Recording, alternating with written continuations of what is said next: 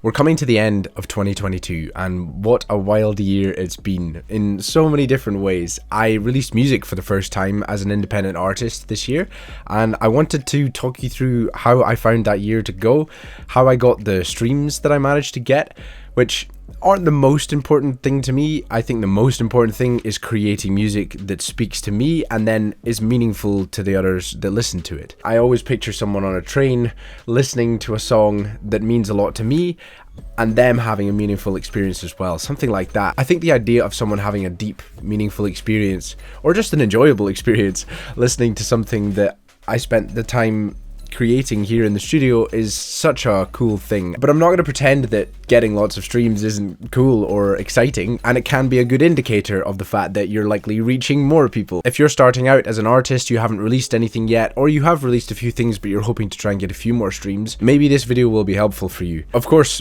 the streams that I got this year are not crazy by any means. I'm sure you will have seen some artists Spotify Wrapped with crazy numbers on there, but 250,000 streams isn't nothing as well. I'm excited to see what happens in 2023, but I want to give you a breakdown of the things that I did this year that I think helped the most. Also, it's time for a 10,000 subscriber giveaway. I'll have more information about the giveaway at the end of the video. I have some cool prizes, including some copies of FL Studio, and if you want to enter, stick around to the end and I'll explain what you need to do. 10,000 subscribers it's amazing. It's so cool having that many people to share what I'm doing with. So thanks very much first and foremost. And now I want to dive into all of the things that I found helpful to get some streams and engagement on the music that I released independently in my first year. The first thing that I did, and I think it's probably one of the most important things, is to make the best music that I could. I've certainly heard it before, something along the lines of, hit songs are marketed, not made. And I don't really think I agree with that. Of course, if you put loads of money behind a song and you try and push it as much as you can, people will listen to it more. If you play a song on the radio over and over again, it will get stuck in people's head, even if it's a bad song.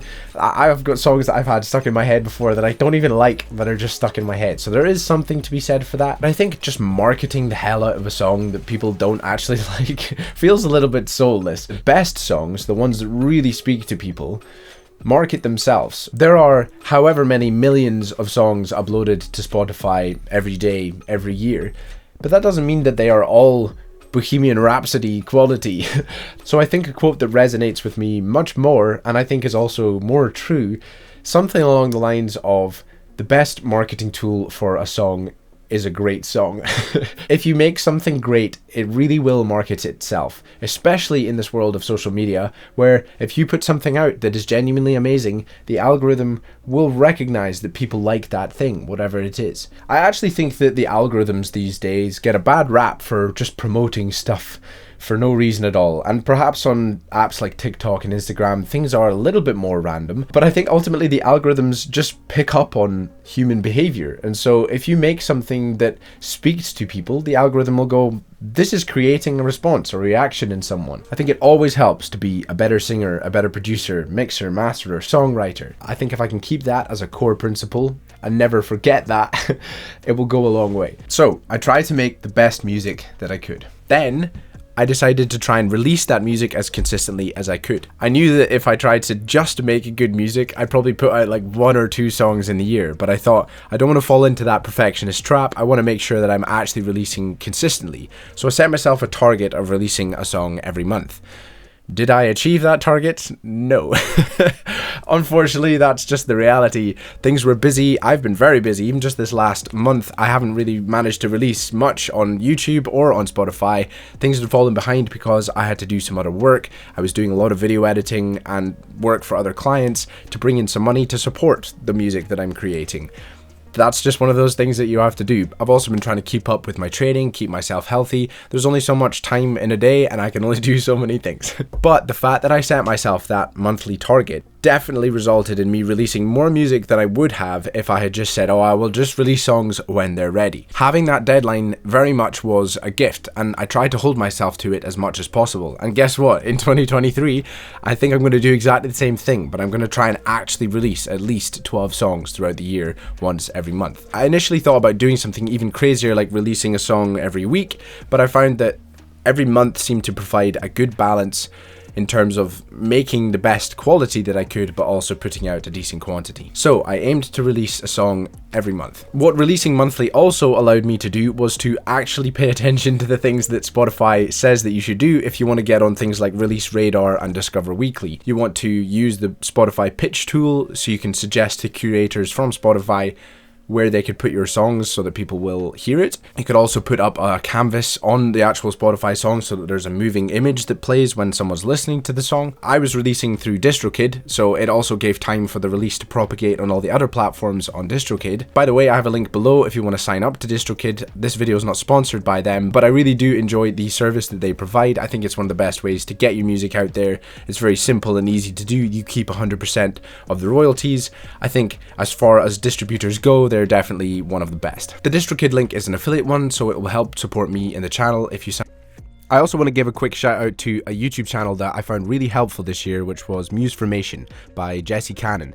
He's got some great content diving into all the things that you need to know to try and get your music in the right places, in playlists, promoted on YouTube, algorithms, TikTok, all of the different places that you can have your music heard by people that enjoy it. Check him out, tell him I sent you. The next thing I did, which was also incredibly valuable, and I think is something I really want to try and leverage in the coming year, is to collaborate with other artists. I released 2 songs that were collabs this year, one with Jessica Johnson and one with Finit.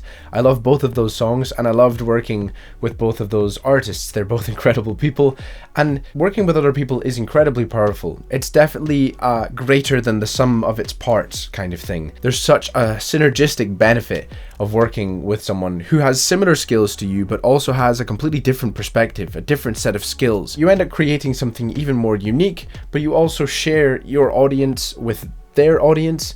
You also share your understanding. You can teach each other things. It's just a really powerful thing to do. I think what's important though is to develop your own skills first so that the people you want to work with you.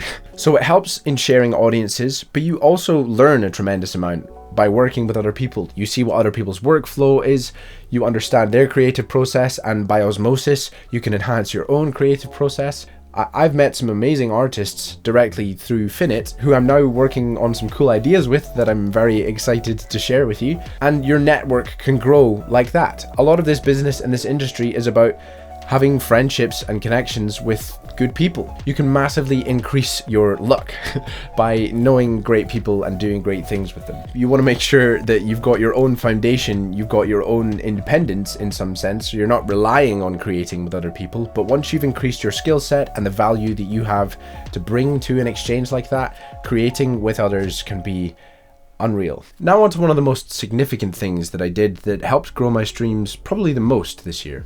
And that was to create a song submission spreadsheet. I created like an Excel spreadsheet. I went through YouTube and just looked for all the different channels that would share and promote the kind of music that I like and that I create.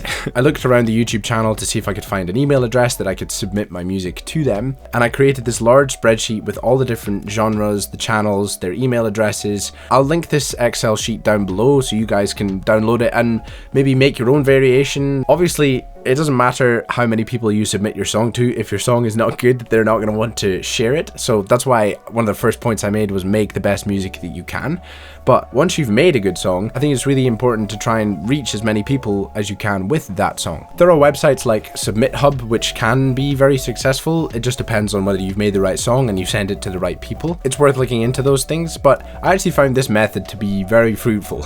Anytime I was about to release a new song, I would compose an email and send it to the email addresses that I had gathered and say, hey, I love your channel, I think this song would do really well on the channel. And a lot of them wouldn't get back to me, or they might get back to me and say, hey, this is great, but it's not what we're looking for. And others were like, yeah, we love this, we want to share it. And that's always a really good feeling when a channel says, yeah, we like what you've done, we'll make a post about it. Some of the most powerful ones that shared the tracks were Nightcore channels. This is where I think the most significant direct stream of listeners came from, was from the Nightcore channels. I'm incredibly grateful for all of the Nightcore channels that engaged with the music. It's also just really cool hearing a Nightcore version of the track. If you don't know what Nightcore is, it sort of speaks for itself. What is the actual definition of Nightcore? A nightcore edit is a version of a track that increases the pitch and speeds up its source material by approximately 35%. Okay, I didn't know it was that specific. This gives an effect almost identical to playing a 33 1/3 RPM vinyl record at 45. Wow, okay, this is way more detailed and specific than I first thought. I thought they would just speed the track up. So yeah, the nightcore channels seem to really enjoy the music that I'd created, and sending that across to them was really powerful, because here's just a few examples of some of the channels that shared the music that I created, including tracks like Begin Again, Darkest Angel, and Nightmare. Darkest angel, show me the way, and I begin again. All that's left is to start again. Reimagine, but don't forget. All I can feel is electric blue. The wildest dreams are my darkest nightmare. Then of course they would put my links in the description of their videos so that people could go across and listen to the original songs on Spotify. Subsequently, other larger channels, not nightcore channels, just song promotion channels, discovered the music and shared it as well.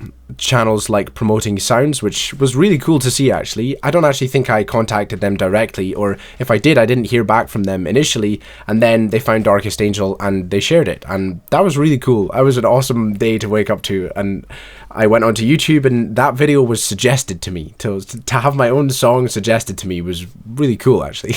So to every single channel that promoted any of the songs that I released this year, thank you so much. It's amazing. All of the communities in those channels are really welcoming too. There's some wonderful people that listen to pretty much every song that those channels release, so it's a great way to connect with people who are really all about listening to great music. One of the most powerful things that I did this year for sure was consistently posting on YouTube.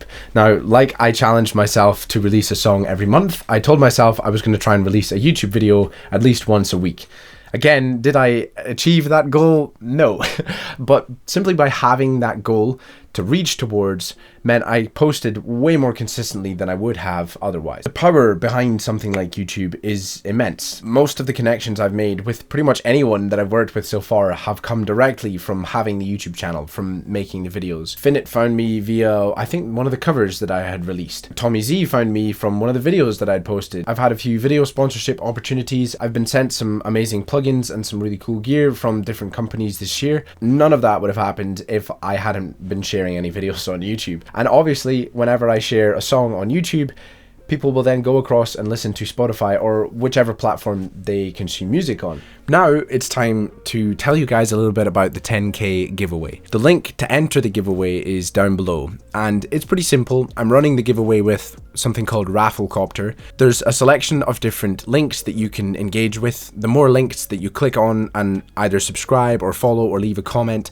the more raffle points or entries or tickets that you will get entered into the giveaway draw, and the more points or tickets that you have, the higher your chances of winning a prize. There are 3 prizes, a main prize, a secondary prize, and a third prize. The top prize, you'll win an all-inclusive all plugins bundle of FL Studio 21 direct from ImageLine themselves. You'll also win a year's full subscription to Melodics, so you can learn more about music theory and how to improve your keyboard playing skills, and you'll also be able to choose 3 of whichever plugins you want from the Thenatan website. Thenatan makes some incredible plugins like Vibes, things that I use all the time in my music, and of course you won't pay a penny for any of it. And the second and third prize will get a copy of FL and 1 or 2 of the plugins from Thenatan. Thanks so much to all 3 of those companies for supporting me and the channel and giving us these prizes for the giveaway. The giveaway has just started and it will end on the 6th of January 2023, so you have until the 6th of January to enter. Then on that day, the winners will be picked at random and I'll be in contact with you for your prizes. Obviously, if you're watching this in the future, the giveaway may have already ended, but there will always be other opportunities in the future, so make sure you like and subscribe so you don't miss out on any of those. It's honestly been an incredible year. It's been so cool to share all of the different things that have happened with all of you. Literally every comment that you guys leave,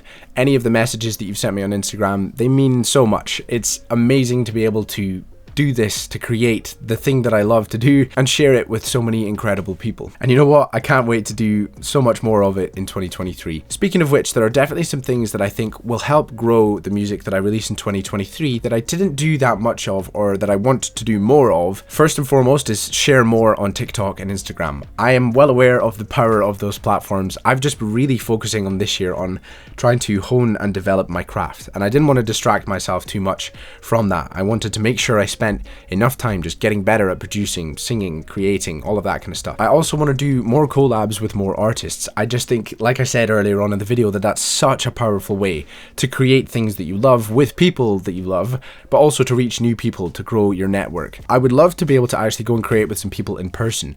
I don't think I've ever actually been into a commercial music studio.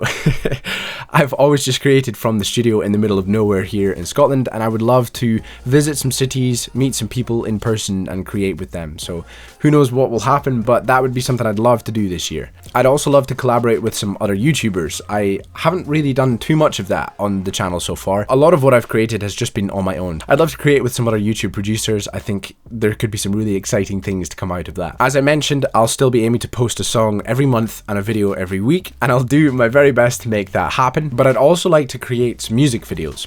I had hoped to create some this year, but things proved to be too chaotic, too busy, so hopefully that is something that I will be able to do this year. Those are just a few of the things that I would like to do more of, and I think that will likely make a big difference to how my music is received in this next year. Is there anyone you'd like to see me collaborate with, either on YouTube or artists that you think I should make music with? I'd love to hear your suggestions. Once again, thank you all so much for this year. It really has been incredible, and I cannot wait for the next one. Until then, believe in yourself and you will be unstoppable. Bye. And I begin again. All that's left is